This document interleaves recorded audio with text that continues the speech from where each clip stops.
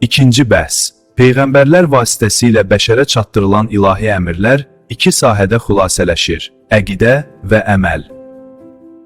Əqidə sahəsini Allahın varlığına, habelə onun camal və cəlal sifətlərinə və fəllərinə iman təşkil edir.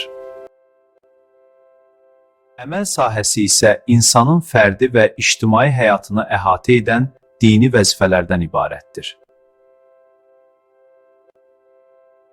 Bir müsəlmanın öz dini inanclarına yəqinliyi olmalıdır. Bunun üçünsə öz dini inanclarını tutarlı dəlil sübutlarla əsaslandıra bilməlidir. Etiqad məsələlərində başqalarını təqlid etmək yol verilməzdir.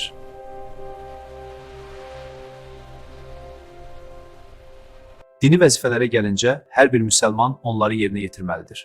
Burada yəqinlikdən əlavə şəriətin təsdiq etdiyi yollara istinad etmək, məsələn, Quran və sünnəyə istinad etmək lazımdır. Cəmi şərait müctəhidə təqlid etmək şəriətin təsdiqlədiyi yollardan biridir və gələcək bəhslərdə bu mövzu ilə bağlı daha ətraflı söhbət açacağıq.